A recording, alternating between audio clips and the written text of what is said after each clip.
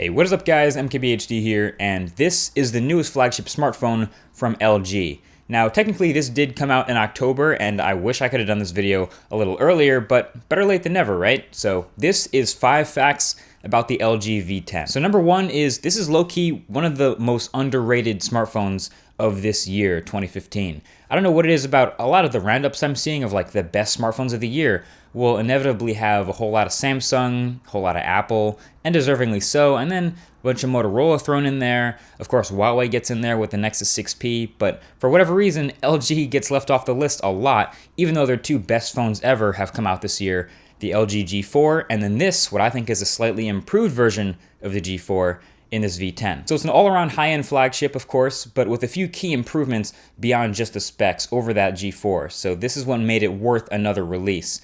And it was kind of weird to see an improved version of what was already LG's best phone go under the radar, but it has. Hopefully this video can change that. Number 2 is one of the most unique features of this phone, even though it might not immediately be noticeable when you're looking at it, is up front up here on the top. It's the second display. It's up at the top right corner, up in the bezel. It's a little easier to see on the white version since it's hidden up there in the bezel, but it's a 160 by 1040 second screen on top of the primary Quad HD display, and it has its own functions. First of all, it's always on. Even when the main display is off, it's showing your date, time, and battery. And while it's off, you can swipe over to get some quick shortcuts, which are handy.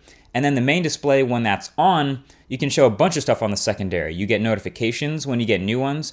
You also have app shortcuts of your choice. You can have your 5 most recent apps. You can get media controls and even a custom signature message. Some of this stuff is gimmicky and some of it is actually kind of useful. I think it's most useful when showing new notifications since it's actually saving real space on the main display. But it can kind of be a bit of a struggle on such a big phone to reach up at the top with one hand to say tap an app shortcut. I think most people would just multitask the normal way. But it is interesting nevertheless and implemented pretty well. All right, number 3 is that this phone is a rare breed, a flagship Android smartphone with a removable back, a replaceable battery, and expandable storage. I say it's a rare breed because if you look through the smartphones released in the last year or two, removable backs have become less and less common in the name of build quality. Most smartphone bodies have sealed-in backs, but some still toss in a micro SD card slot for expandable storage. LG V10 does that card slot and a fully removable 3000 milliamp hour battery. That is technically the fastest charging you can have available in a smartphone. Now this phone actually does have quick charging built in, and it also has a pretty good battery life already, averaging me just shy of like 4 hours of screen on time.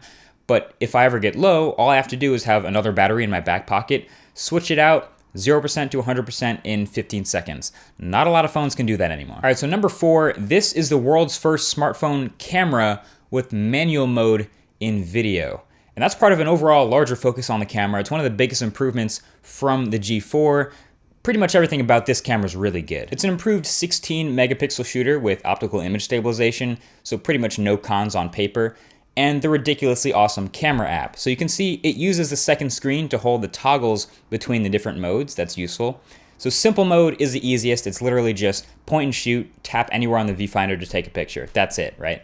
Then auto mode is what you're sort of used to in a smartphone. You tap to focus and expose, and you have your normal shutter button, flash and settings, etc. All that stuff is there.